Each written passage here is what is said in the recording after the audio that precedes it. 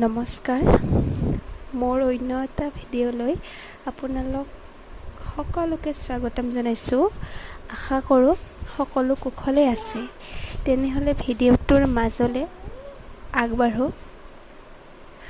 আজি আমি আলোচনা কৰিম চকুৰ ৰঙা পৰা বা খজুৱতি বা ফুলাৰ বিষয়ে। যোৱাকালি মোৰ হঠাৎ বাওঁফালৰ চকুটো ৰঙা পৰি ফুলি গৈছিল আৰু মইনো কেনেকৈ তৎক্ষণাতে ঘৰুৱা পদ্ধতিৰে সুফল পালোঁ তাকে এই ভিডিঅ'টোৰ মাধ্যমেৰে জনাব ওলাইছোঁ।